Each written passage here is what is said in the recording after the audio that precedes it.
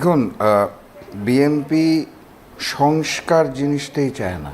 আমি যদি এক লাইনে বলি তাহলে বিএনপি সংস্কারই চায় না। আপনি যদি সর্বশেষ সালাউদ্দিন সাহেবের বক্তব্য শুনেন তাহলে উনি ওখানে স্পষ্ট করে বলেছে সংবিধান সংস্কার করার জিনিস না, সংশোধন হতে পারে, অমুক হতে পারে, তমুক হতে পারে। উনি বিজ্ঞ শিক্ষক, আমাদের সবার ক্লাস নেন, তো ওইভাবে উনি বলেছেন। অথচ আমরা এই সালাউদ্দিন সাহেবের মুখে শুনেছি ভোটের আগে যে কোনো আইন বাধা দিতে পারবে না, হ্যাঁ যদি জয়যুক্ত হয় আমরা সংসদে যে সবাই মিলে এটা বাস্তবায়ন করব।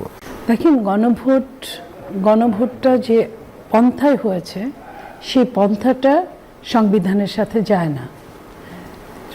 রাজনীতিতে সংসদ যেভাবে এসেছে সেটা আপনার সাংবিধানিকভাবে একটা ভিত্তির উপর দাঁড়িয়ে আছে। তো গণভোটটা যেটা করার সেটা সংবিধানে ছিল না। গণভোট এইভাবে হওয়ার, গণভোটটা 3টা গণভোটের পরে আর গণভোটের সিস্টেমটা নাই, ওটা উঠিয়ে দেওয়া হয়েছে। সরকার এই ভোট বাস্তবায়নের দেরিও কথা আমি বলি, বিএনপি কিন্তু তখন এই কথাগুলো বলেছিল, কিন্তু সেই সময়কার সংস্কার কমিটি সহ আজকে যারা বিরোধী দলে আছেন তারা এটা নিজেদের একদম তখন তারা মনে করেছে যে ইন্টারিম গভর্নমেন্ট যেহেতু তাদের সে ছাড়া কিছু করে না, তারা যা বলবে এটাই হবে। কিন্তু ওইখানে আপনি খেয়াল করেন, ওইখানে কিন্তু একটা জায়গায় বলা আছে যে সংসদই লাস্ট ক্ষমতার কেন্দ্রবিন্দু, সংসদের মাধ্যমেই সব কিছু কিন্তু আপনার আস্থায় যাবে, মানে পাশ হবে, বিলটা পাশ হবে বিল আকারে। তো সংসদে কি থাকতে হবে? 2/3 মেজরিটি।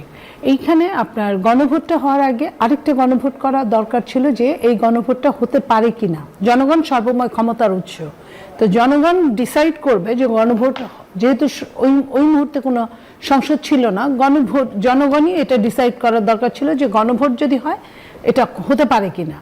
সেটা ওই সরকার করেন নাই। সরকার তার মর্জি অনুযায়ী যা খুশি তাই করেছেন। কিন্তু সরকার এটাও জানেন যে সবশেষে সংসদে আসতে হবে। এখন সংসদ চলমান, সংসদে এসছে, সংসদের ভোট বলেন, গণভোটের যে কারণটা জনভোট, আপনি যেটা বললেন সংখ্যাগরিষ্ঠ ভোট, এইখানে আপনি একটা জিনিস খেয়াল করেন, ভোট দিয়েছে কতজন?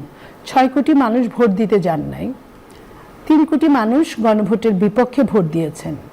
হ্যাঁ, প্রায় 9 কোটি মানুষের কিন্তু গণভোটের পক্ষে না। তার মানে তাহলে আপনার সংখ্যাগরিষ্ঠ গণভোট, যদি যারা ভোট দিয়েছে তাদের কাছে সংখ্যাগরিষ্ঠতা আছে, কিন্তু যারা দেন না, এটা যেহেতু গণভোট, আমাদের কিন্তু ওই হিসাবও করতে হবে গণভোট অর্ধেকের বেশি মানুষ দিয়েছে কিনা।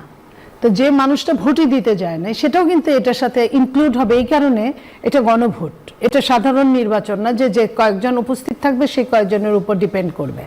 যাই হোক, এটা একটা আরেকটা আপনার বলবো যে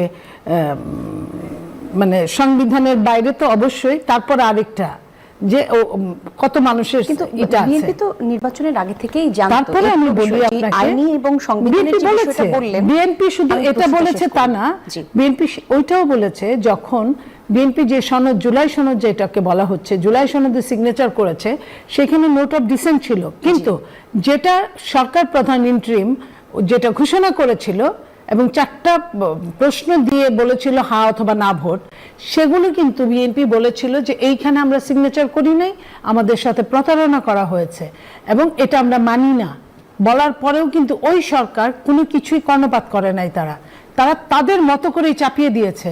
তো তাদের মতো করে যখন চাপিয়ে দিয়েছে, বিএনপি ওই মুহূর্তে কিছুই বলে না, কারণ বিএনপির সামনে এবং বাংলাদেশের জনগণের সামনে একটা নির্বাচন ছিল, নির্বাচনটাই মেন, অন্য কিছুই মেন না। তো নির্বাচনটা করার আগ পর্যন্ত বিএনপি প্রতিবাদ করেছে, বিএনপি কোনটা ঠিক কোনটা বেঠিক বলেছে, কিন্তু বিএনপি এর চেয়ে বিএনপির হাতে আর কোনো ক্ষমতা নাই। এই কারণে যে বিএনপি সহ সবাই মিলে ওই ইন্টারিম সরকারের সাথে একটা ইন্টিমেসি ছিল যে সরকার বানানোর ক্ষেত্রে, সেজন্য কিছু বলে নাই যে এই সরকার যেহেতু অনির্বাচিত তার সাথে কথা বলে লাভ নেই, সময় আসলে যদি 2/3 মেজরিটি যারাই পাবে তারা এটাকে নিয়ে দেখভাল করতে পারবে সেটা, এবং কোথায় কোথায় নোট অফ ডিসেন্ট আছে, এবং নোট অফ ডিসেন্টগুলো নিয়ে এখন কথা হচ্ছে, কাজ হচ্ছে। 133টি যে সংস্কার হয়েছে সেগুলো নিয়ে কাজ চলছে। তো আমার মনে হয় যে এটার সাথে গণভোটের কোনো অবস্থান নাই। গণভোট হলেও আপনার 2/3 মেজরিটি যেটা করবে, হ্যাঁ জয়যুক্ত হয়েছে অথবা না জয়যুক্ত হয়েছে সেটাই হবে। ধন্যবাদ আপনাকে। রাশেদ প্রধান, নিশ্চয়ই আপনার অনেক কিছু বলবার আছে ফরজুদ্দিন মনির প্রশ্নের উত্তরের পর। আমি আসলে সংযুক্ত করতে চাই আপনারা কি মনে করছেন বিএনপি কেন গণভোটের রায় বাস্তবায়ন করতে চায় না? এতে তাদের রাজনৈতিক বাধা কোথায়? দেখুন, বিএনপি সংস্কার জিনিসটাই চায় না। আমি যদি এক লাইনে বলি তাহলে বিএনপি সংস্কারই চায় না। আপনি যদি সর্বশেষ সালাউদ্দিন সাহেবের বক্তব্য শুনেন তাহলে উনি ওখানে স্পষ্ট করে বলেছে সংবিধান সংস্কার করার জিনিস না, সংশোধন হতে পারে, অমুক হতে পারে, তমুক হতে পারে। উনি বিজ্ঞ শিক্ষক, আমাদের সবার ক্লাস নেন, তো ওইভাবে উনি বলেছেন। অথচ আমরা এই সালাউদ্দিন সাহেবের মুখে শুনেছি ভোটের আগে যে কোনো আইন বাধা দিতে পারবে না, হ্যাঁ যদি জয়যুক্ত হয় আমরা সংসদে যে সবাই মিলে এটা বাস্তবায়ন করব।